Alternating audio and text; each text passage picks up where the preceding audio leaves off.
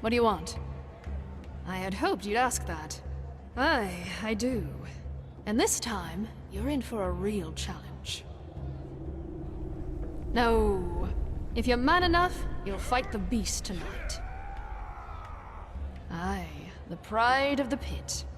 And the good thing about it, even if you hack it to shreds, all we need to do is give it some elixir and have our necromancer stick it back together, and it's as good as new. I won't lie, though. It'll be hard this time, and chances are you won't make it out alive. If you do make it, though, it'll be worth your time. Something like that, aye.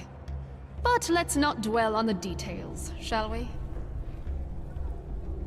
Thought so. Should have placed my Well money on then. the Eterna.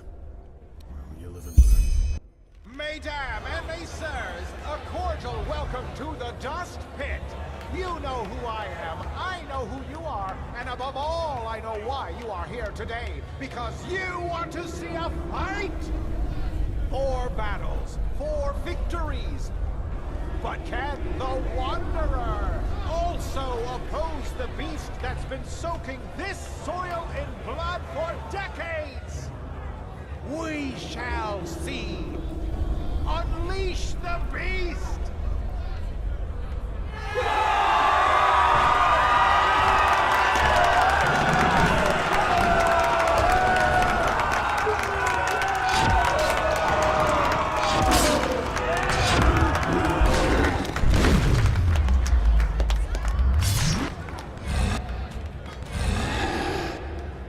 What the? Hey, what are you doing? Get out of the ring now! Let's see you dance, Wanderer. Look out!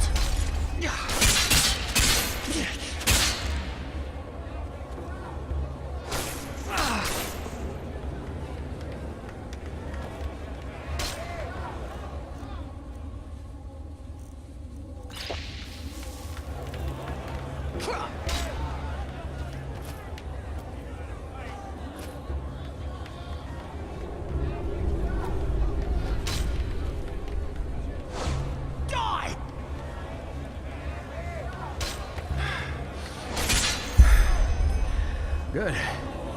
That's enough. Let's talk.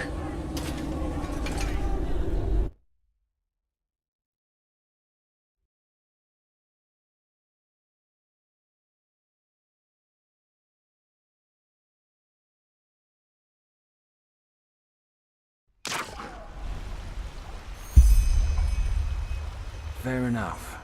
This is better. Forgive me my dramatic entrance.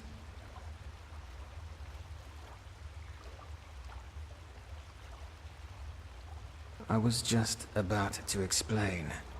I'm Enderal Naris, voice of the Father. I've been watching you for a while now because I'm looking for someone with your set of skills. And, our little encounter down in the pit erased the last doubts I had about you. That accent. You're an outlander, aren't you? Shit. Does that mean I have to explain who the Rhalata is to you?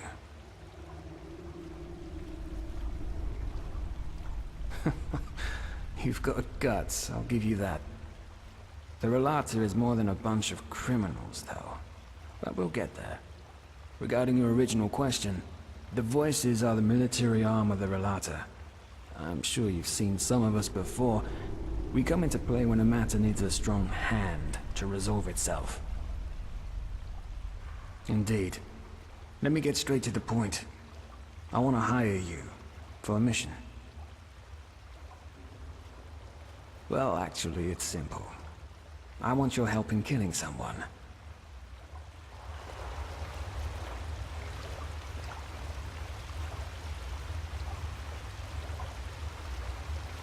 The Father. Their leader, not mine. When I was 6 years old, the Rhalata abducted me and a dozen other children. That is, they bought us. Shagun, the old cunt who owned our orphanage, she sold us like cattle. Us, and over the years, at least a dozen more. And we all came from the same orphanage. The... Refuge. And no, I have no idea what they did to us. I remember nothing. Yes. Why? Well, probably because the father shoved an ingot of gold up her ass for every child she sold. But the flesh maggots got her a while ago, so she took her reasons to the grave with her. That's the big question, isn't it? At first I thought it was about child trafficking. You know, tender little knaves and girls for rich bastards. Ark's bigwigs. Yet now I've come to the conclusion that it must have been about science. Experiments. Only the father. As I said, I'm pretty sure you have the wrong idea about them. The Rhalata doesn't see itself as a guild of murderers, but as a faith. A sect. A cult, in other words. The blackmailing, the shadow tax, is how they finance their little community.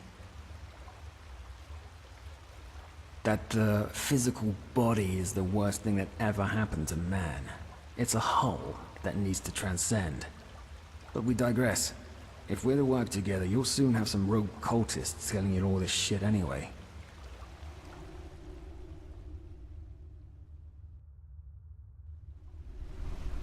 Kind of. After the father was done with us, he simply disposed of our corpses. This is also the first memory I have of that time after the abduction. Waking up in a pile of dead bodies. I don't know exactly, but I must have been somewhere between 12 to 14 years old. Still half a child, in other words. As you can imagine, I was a mess for the first few moons after that. Once I was able to think somewhat straight again, I looked for help in the upper city. Of course, the guards didn't believe a word of what I said and sent me right back down into the caverns. Many things are horrible. Still they happen.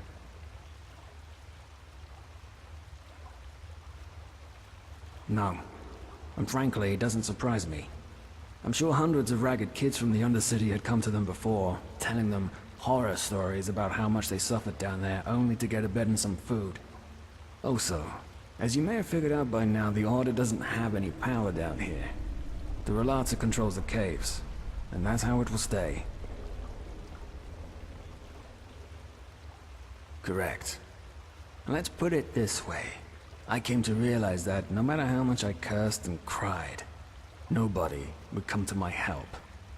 So I decided to take matters into my own hands. I told myself how to survive, and how to fight. And years later, entered the dust pit for the first time. One of the voices saw how well I could fight, and offered me to study the Rhalats. Their codex, their holy scripture, written by the father himself. I shaved my head and became a scion, the lowest rank. 8 years ago. The father doesn't bother with most Relaim, especially not with the scions. Also, when they discarded me, I was still a child. Now, I'm a man. Revenge. Yes. I want this monster to pay for what he did to me and the others. And I want to make sure that it will never hurt anyone again. Ever. One of the core beliefs of the Rhalata concerns the Day of Transcendence. It's the day when every Relaim who's ever proven him or herself worthy leaves their body to continue existing as an immortal, immaterial being. And they also believe that this day is imminent, since the father found a way to achieve transcendence for himself and for his lambs. In the weeks to come, it will set out an expedition to the Frostcliff Mountains. Since this expedition will be an extremely dangerous undertaking, he will bring along almost a dozen of the best mercenaries available. You will be one of them, and together, we will kill the father.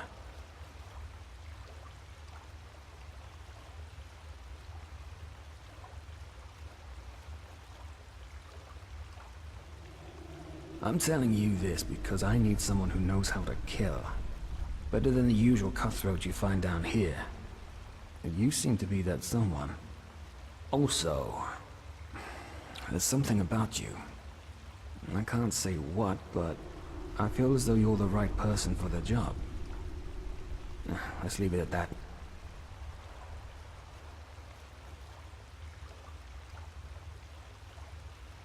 Well, the Rhalata spent the last 2 years excavating an old temple that apparently was lost in the glacier for centuries. Now, according to the Father, this is where we'll find the key to achieve transcendence, but that's about all I know.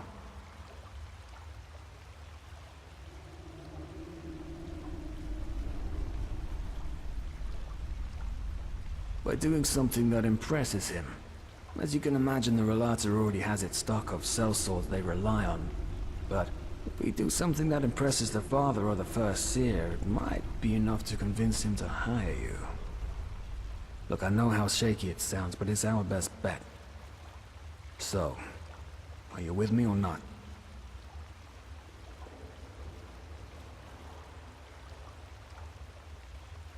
Absolutely.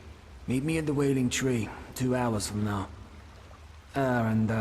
Here. This'll help you get back to the Undercity in case you need to return to the surface before our meeting. Stay safe.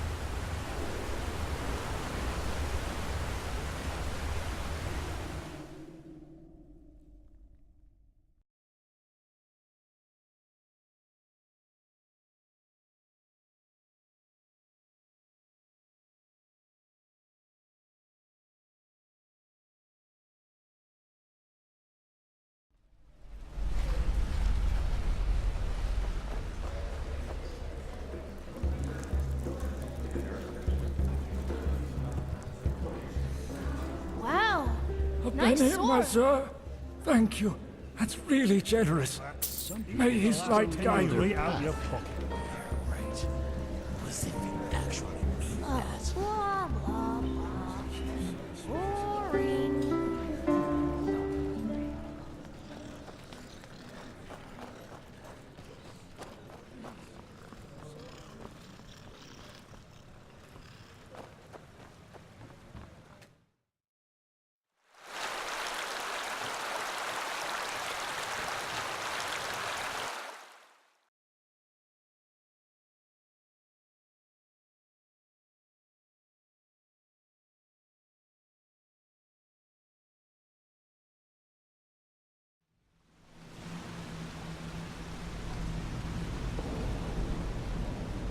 There you are. Ready? What do you think? Because we don't want to draw any attention. If somebody sees me walking around with you, it won't be the end of the world, but I don't want to cause unnecessary problems. Tree. Oh, yeah, sure. The people down here call it the Weeping Tree. They believe that the Black Guardian, once a year, fulfills one of the wishes they write onto these notes. Superstitious nonsense, of course. They might as well send their wishes to the Blue Island Coalition. Either way, ready to set out? First a question. Have you ever heard of the Night of the Blind Daughters? A massacre that took place 20 years ago. It was at the Farmer's Coast, around midsummer. The farmers had just put out the lights after a long day's work. Suddenly, shrouded figures showed up out of nowhere, with steel masks covering their faces. They broke into the houses, and killed anybody who dared to stand in their way. While they merely wreaked havoc on most of the farms, any family with a daughter between 12 and 16 winters was less lucky. All in all, these masked people took 10 daughters that night and carried them away. They were found 1 week later. They lay on the Penny Road, mutilated with their eyes sewn shut. 1 girl each mile. They tried, but the few farm boys who were there in time stood no chance. These masked attackers were assassins, as deadly as the petrified and as brutal as lost ones. To this very day, no one knows. However, there are theories. Do the names the Black Libra and J.L. Tennyson ring a bell? The Butcher of Ark? Yes. Thing is, in this book he left behind, Tennyson claims to have been part of a cult called the Black Libra. Even nowadays there are still scholars that deny its existence.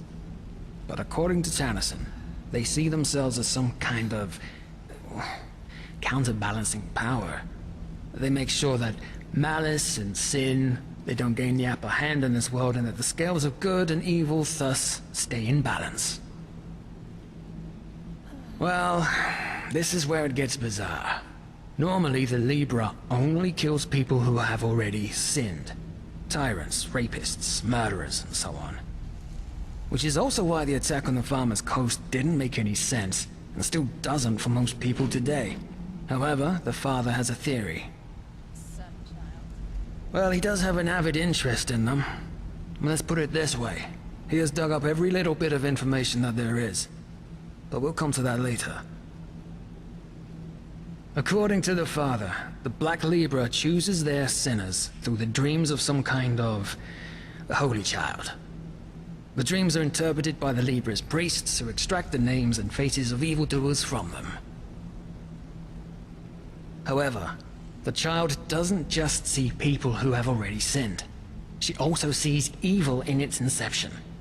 Thus, the Libra might decide to kill a boy before he becomes a tyrant, or a girl before she gives birth to a murderer. I know, it sounds insane, but that's what it is. But apparently the Libra fully believes in this principle. The child is omniscient.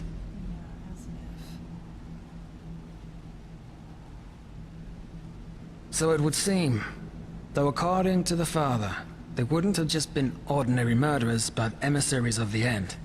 Whatever that may mean. Yes. Simple. The father believes that the Black Libra knows the secret to transcendence. This is why he's been studying Tennyson's books like a madman. Especially one in particular, in which he describes the initiation ritual he underwent to become one of their assassins. And I also think that this temple in the Frostcliff Mountains is somehow related to the Libra. Long story short, apparently the pages of Tennyson's original manuscript describing the initiation ritual in detail were forcefully torn out, and the father wants to find them. Right. And I happen to know the only person who might be able to tell us their whereabouts. A man named Collian. Correct. He was also an assassin of the Libra, and Tennyson's mentor.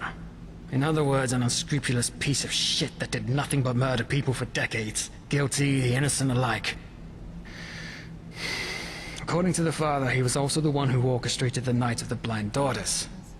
However, that massacre seems to have been too much even for his rotten conscience to bear, because he left the Libra shortly thereafter. He took on a new identity. He's been living as a beggar in the Undercity ever since. I saw him once. It's no wonder that nobody knows what kind of monster he is. He's gone completely insane. Drinks away every penny he gets his hands on. Exactly. If we bring them to the First Seer and I tell him how I couldn't have done it without you, he might consider hiring you for the expedition. That's the plan. Not the best one, certainly, but, all we're getting. Then we'll need to improvise. Let's just hope it doesn't come to that. He currently lives in the communes. That is, if he isn't in some whore's bed in the Silver Cloud right now or getting hammered in the False Dark. I'll let you do the talking. It's unlikely that the First Seer will find out, but the more you actually help me on this mission, the more convincing our little story will be.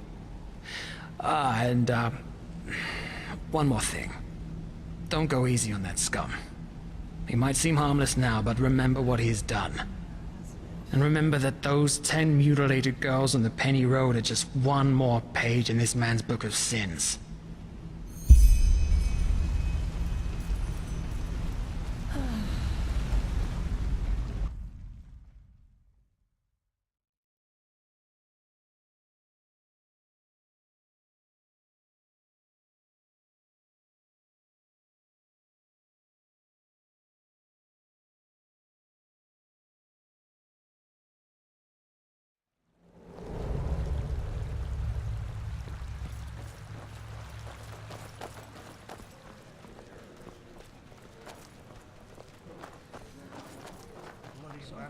Eating the last penny right out your pocket.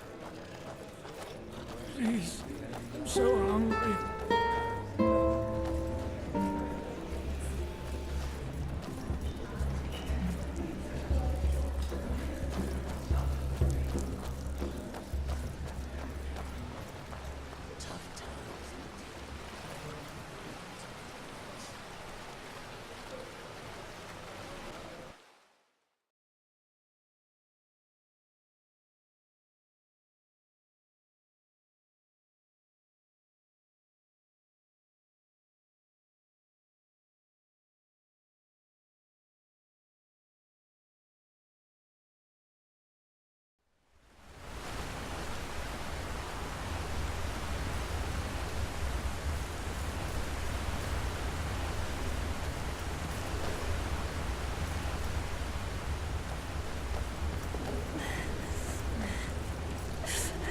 My sir.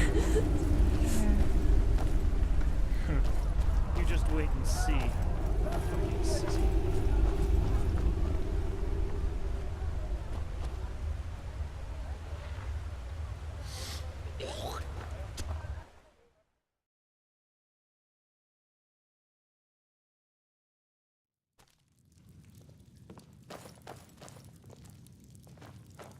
Well, look at that. Our friend has a visitor. Get out of here. What? I said, get out of here. We need 10 minutes. Afterwards, you can fuck as many men as you want.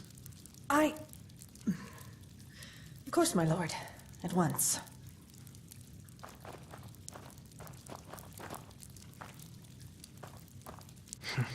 Interesting. Yes. Never mind. Look at him. Pissed like a rat. A miracle he could even get it up. I sure as fuck don't want you to cuddle with him. And again, never forget what this man did. He may look pathetic, but that doesn't change the fact that he orchestrated the murder of 10 girls. Innocent girls.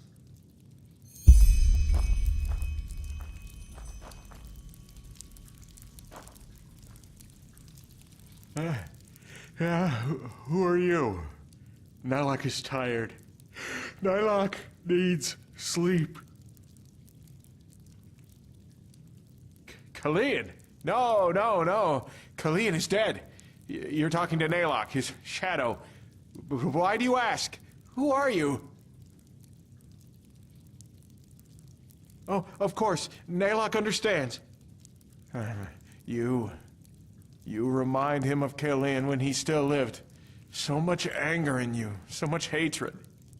Kalian knew this feeling too well. This anger, this cold, rotten wrath. And then the dream came and showed him his calling. But he was so blind, he didn't see where the road led him. Only when those little flowers' corpses lay dead in the dust did he see what he had done, what he had become. Now Kalian has been punished. He's dead, and Nylock deserves to suffer for eternity.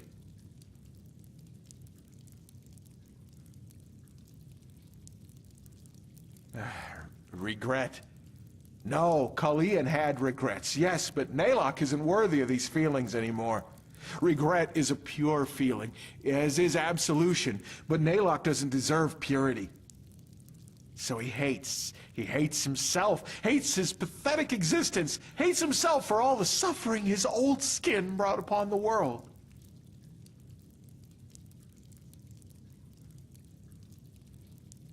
I told you! Because Nylok buried his old skin. The Libra doesn't care about Nylok. Why should they? He's vermin.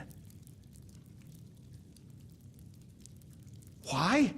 Because the decrees demanded it. And the decrees don't lie. They never did, and they never will. Aren't you listening? The decrees don't lie. Those little flowers had to die, because if they had not, something terrible would have happened. Kalian knew, Nylok still knows, but still, it broke him.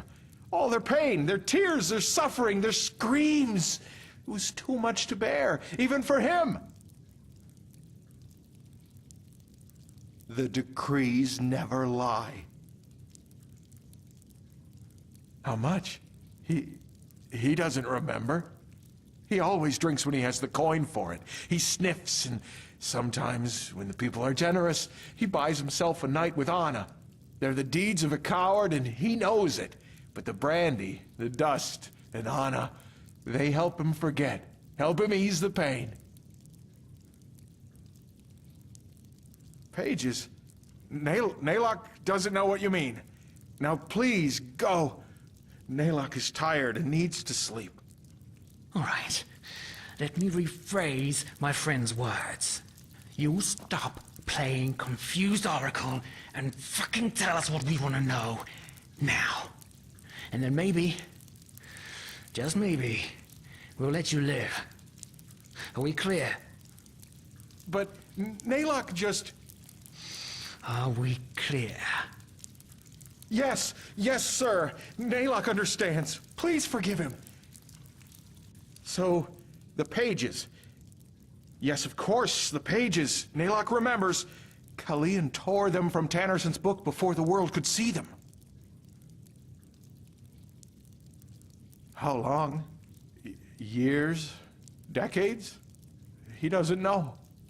Kalian had a sense of time. Nylok doesn't. No! I told you! I told you! So why are you not listening? Kalian is dead! Don't you understand? He's dead, and Nylok buried him!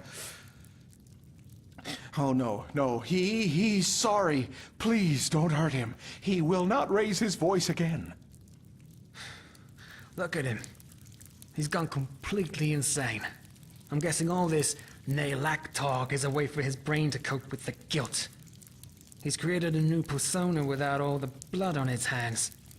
That is, unless he's lying. What? Why? Why should Nylok lie? What? Why? Why should Nylok lie? Yes, of course. But tell me, what do you want with them? You won't be able to read them. Because they're written in the language of the Libra. Even Kalian couldn't read a single word of them.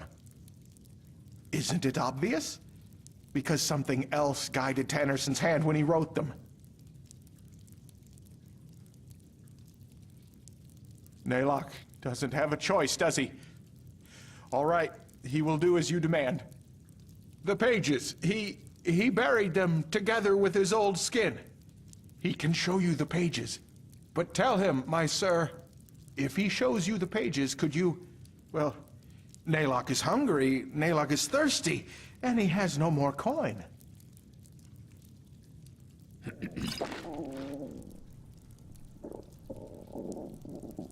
But... Good. Nylok understands. And maybe you're right. You treat him like what he is. Vermin. Human waste. Come, follow.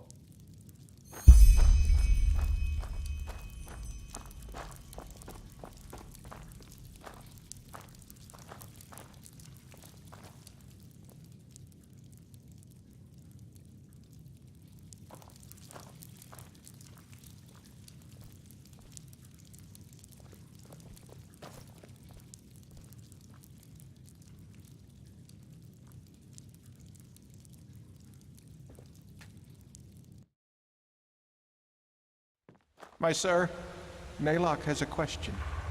What? Your face. You seem familiar. Are you certain that you have never met Naylock? That's just how they are. How would I know? Now there's a treat for the eye. What do you say, darling? Want to spend some time together?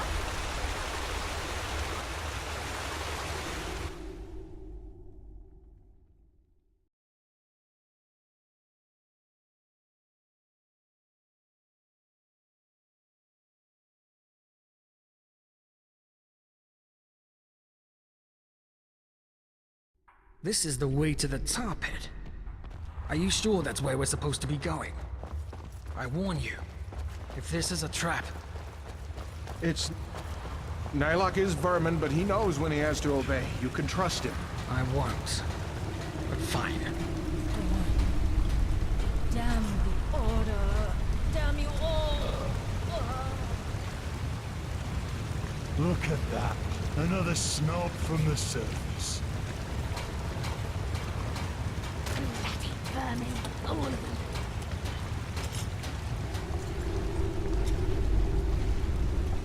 Move along. Pity. He was a good man.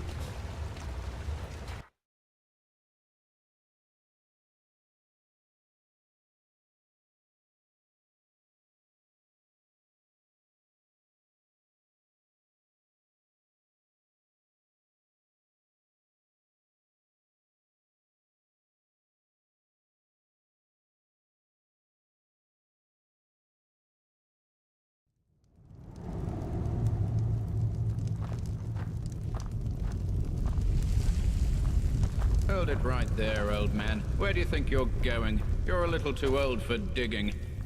He belongs to us. We're acting under the Father's orders. Brother Wrath, from ashes to blood, from blood to liberation. I didn't recognize you. Forgive me. From ashes to blood, from blood to liberation. Let us through. Of course. Father's blessings. Father's blessings. Keep going, scum. Yes, of course.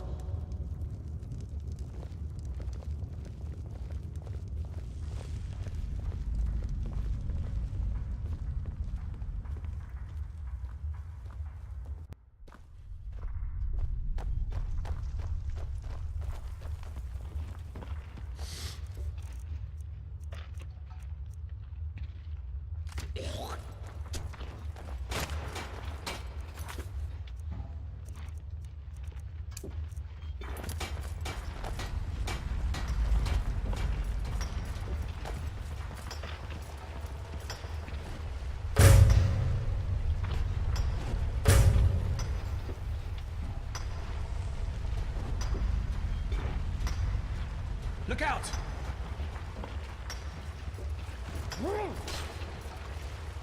Die!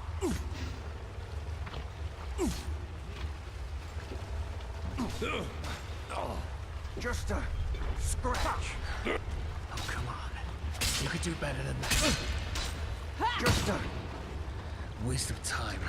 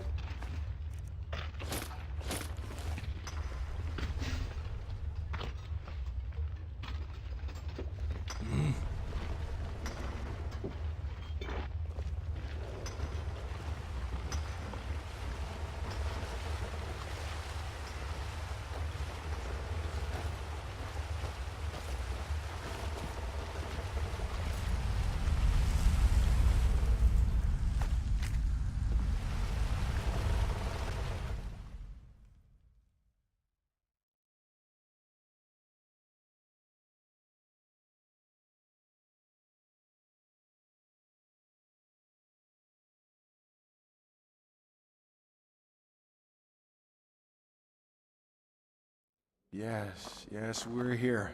This is where he buried the pages. The deserted tunnels. We should be wary. There are a lot of lowlifes down here. Wrong time, wrong place! No, no! Finally, some fun.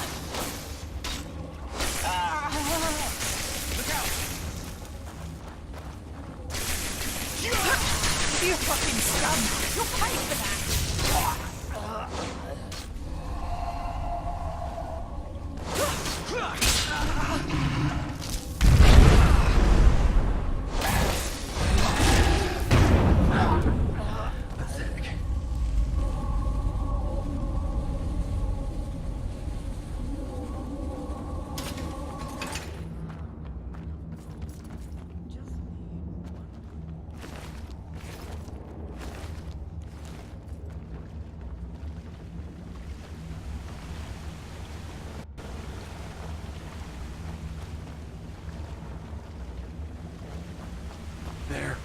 Back there. That's where he buried his old skin. Please, my sir. You need to just take these last few steps alone. Naylock can't. He just can't. Is this a trap?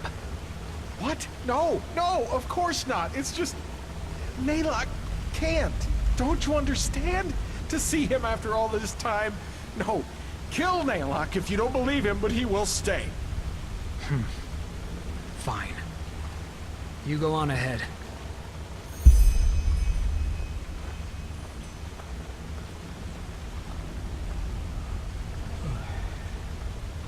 Look for the skeleton. You need to dig. Don't shout.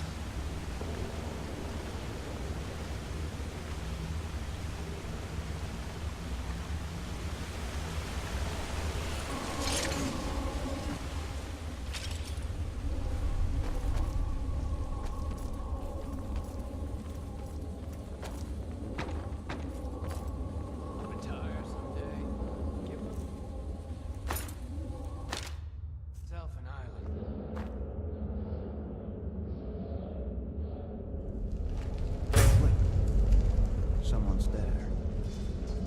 There! Enemy!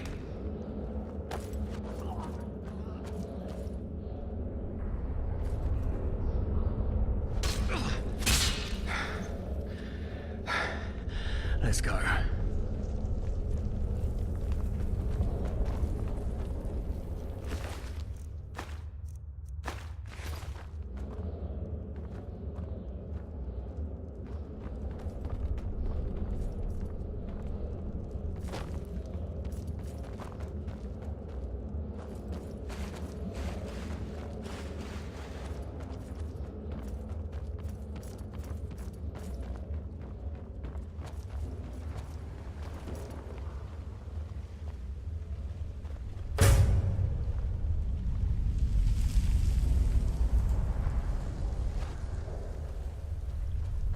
Look out!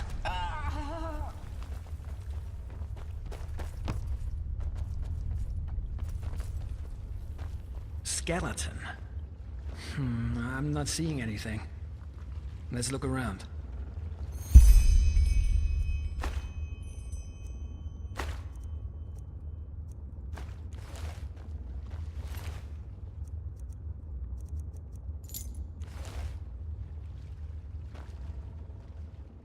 What?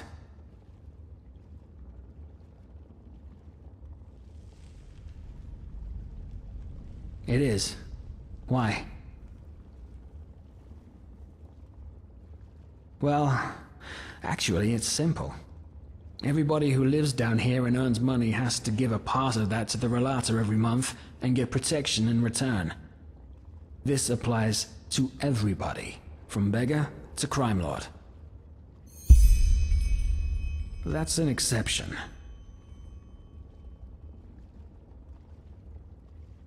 On the contrary, the Order is quite happy with the way things are going down here. They take care on the shiny surface, and the Rhalata take care of the stinking caves below. You mean when it comes to killing cocky bandits and vampires? Quite powerful. I don't think you find more skilled sinistropes or assassins anywhere else. Of course, in a fair duel with a keeper, most voices would probably end up in the dirt. But that's not how people fight down here.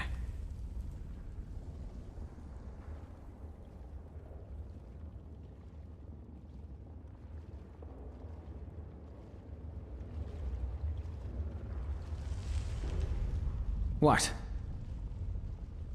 Why? Fine. I can give you the essentials, but beyond that, I can't be bothered. Ask.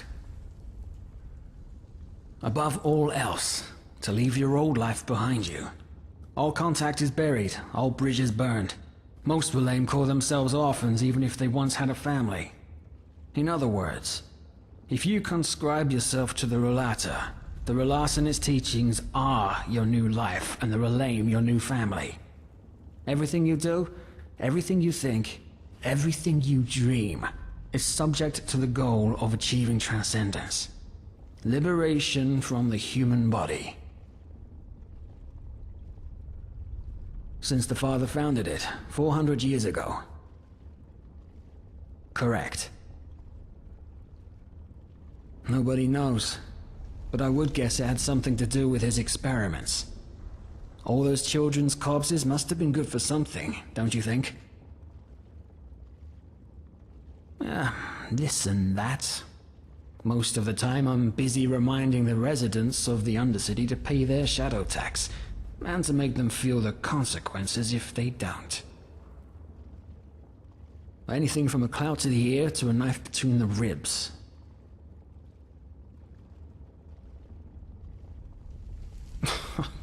Alright, two things. First of all, I've killed no more than a handful of people for the Rhalata, and they weren't poor women with babes sucking at their teats, but scum, who knew the rules and thought they could play rebel. Believe me, it takes a lot for the Rhalata to order the death sentence for someone. They are criminals, yes, and they are led by a monster, but they are not stupid. If every misdemeanor were to be punished by decapitation, it wouldn't be long until there'd be a revolt in the Undercity. Secondly, nothing in life comes for free. If you think you can achieve something of relevance without compromising a part of yourself, then you're a fool. The death of the Father could be worth 100 dead cutthroats, and I'd put arrows into each of their chests if it would get me any closer to my goal.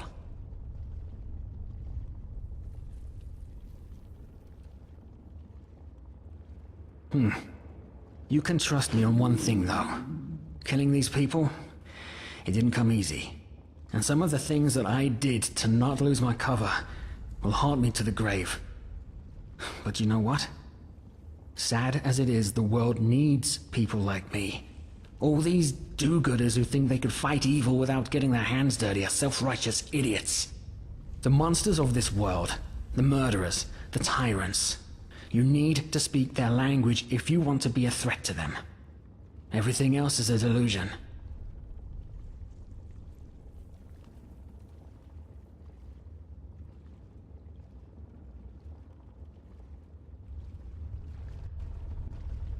What? That's a bloody stupid question. Okay, let's assume for a moment that we don't intervene and kill the Father on the expedition. There are 3 possible scenarios to how this visit to the room of paintings would go down. Number 1, it goes wrong and he and whoever follows him inside all die. This is the only case where you're right. Number 2, he succeeds and actually manages to separate his mind from his body. Then we'd have a spectral murderer floating through the world possessing powers we can't even begin to imagine. Number 3, the temple turns out to be a dead end and he returns to the Undercity. Then we might have missed the only chance to even get close enough to kill him. You get my point? It's too much of a risk to sit on our hands and hope scenario number 1 happens.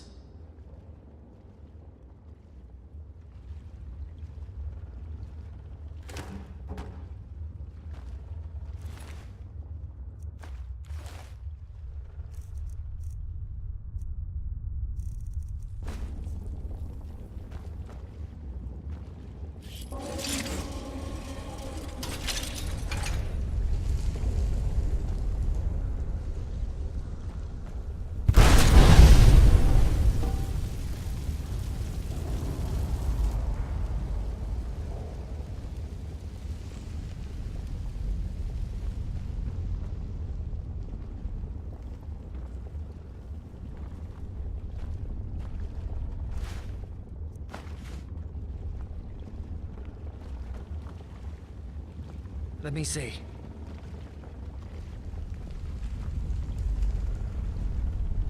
Yeah. Well, that looks promising. Then I guess we need to dig. Come help me. Here we go. This must be it. Pretty big. What the blazes did he put in there? What's that smell?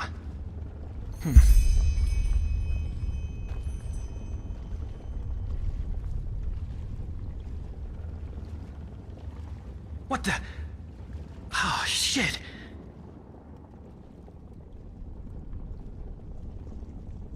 You mean this body is...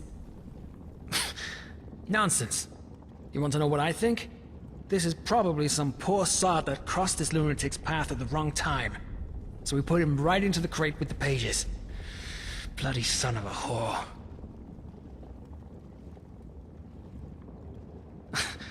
Oh, fuck if I know. We're talking about a man who murdered 10 girls in cold blood because his cult ordered him to do it. I think you'd be well advised to stop trying to apply logic to his thinking. Right you are. Come on. You take them.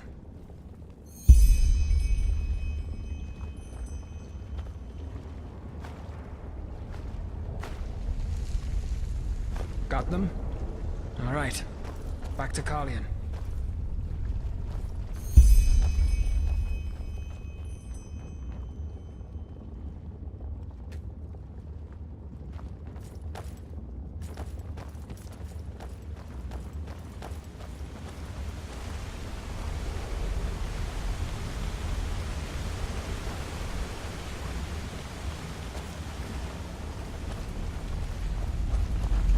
Get up, scum.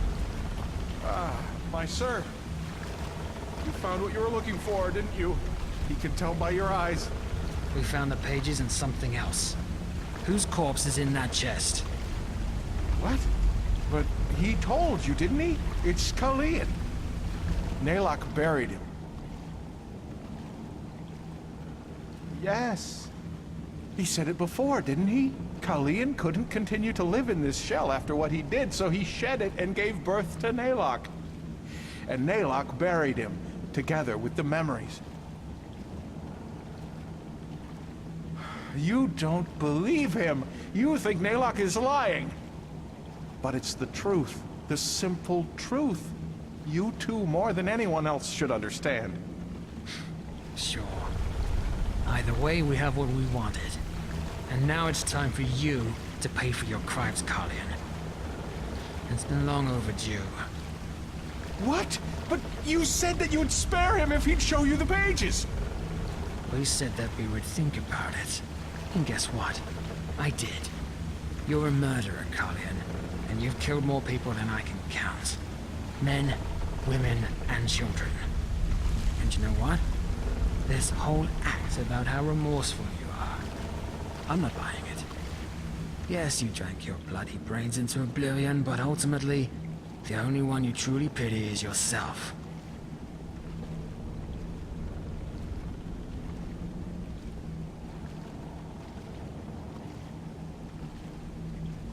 It's not. But fine.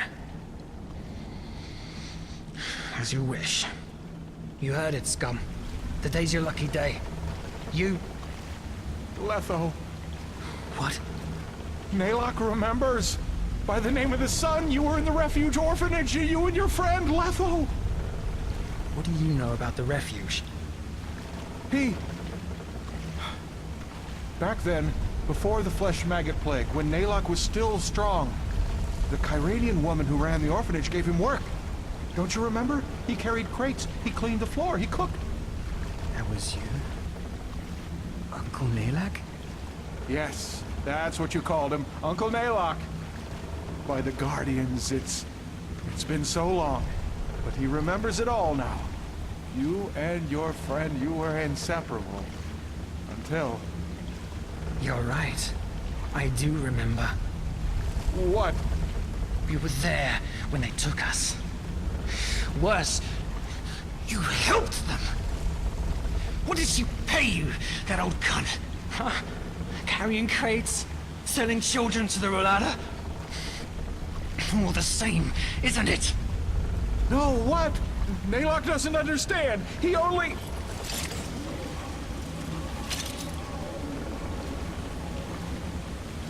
Let's go.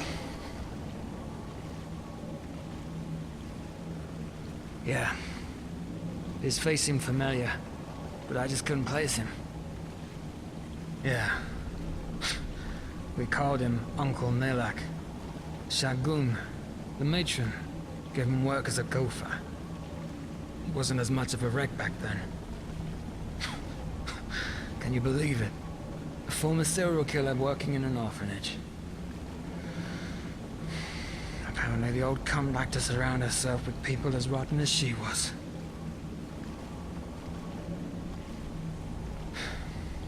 It doesn't matter. I know it.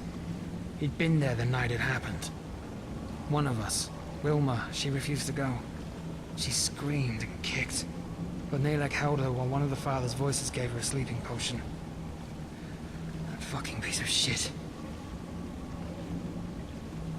Well, as I said, we're done here. Next we need to bring the pages to the first seer, which will, hopefully, encourage him to consider you as a mercenary for the expedition. But we'll see. Before we do that, though, we need to discuss a couple of things. We cannot afford a single mistake if we want this to work. Meet me in my hideout tomorrow morning, alright? It's a small abandoned warehouse in the main cabin, right before the path up to the city. There's an old poster over the theater right next to the door. That's how you recognize it. The dark corners of our minds.